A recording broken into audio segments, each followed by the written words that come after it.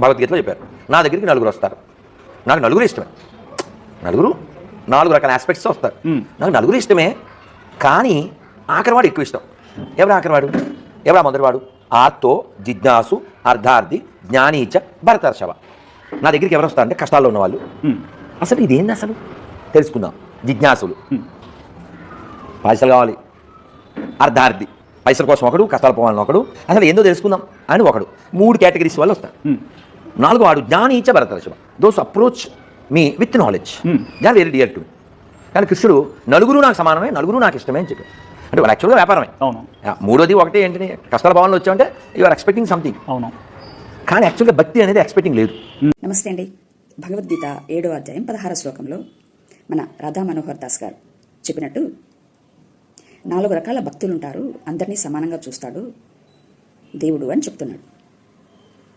మరి ఆ 4 రకాల భక్తులు కొంతమంది డబ్బు కోరేవాళ్ళు, కొంతమంది ఆపత్కాలంలో ఆదుకోమని చెప్పి అడిగేవారు ఆరోగ్యరీత్యా, కొంతమంది అసలు ఆయన గురించి తెలుసుకోవాలి అనుకునేవాళ్ళు, కొంతమంది పరతత్వ జ్ఞానం కొరకు. ఇలా 4 రకరకాల మనుషులు ఉంటారు, అందరినీ సమానంగా చూస్తారు అని అంటున్నారు. ఇటివారు క్రిస్టియానిటీలో కూడా ఉండొచ్చు కదా సార్? మీరేమంటున్నారు?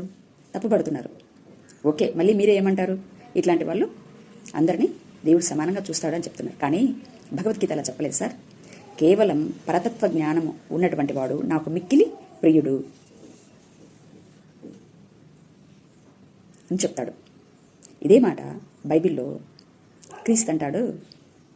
జనసమూహము ఆయనను వెంబడించగా ఆయన ఒక మాట అంటాడు, వారి అందరి హృదయములను ఎరిగినవాడు కనుక ఆయన తనను వారికి వశపరచుకోలేదు అని. అంటే ఆయన హృదయములను చూసేవాడు. ఎవరైతే సంపూర్ణ శరణాగతి ద్వారా వారి యొక్క ప్రవర్తన అంతటి మీద మనస్సాక్షి అధికారమునకు ఒప్పుకోగలుగుతారో, అనగా పూర్ణ హృదయముతో, పూర్ణ మనసుతో, పూర్ణ ఆత్మతో ఆయనను ప్రేమిస్తారో, అట్టి వారికి తనను తాను సమర్పించుకుంటున్నాడు. అది మిక్కిలి ఇష్టము. అంటే తన సమస్తమును అర్పించుకుంటున్నాడు ఆయన.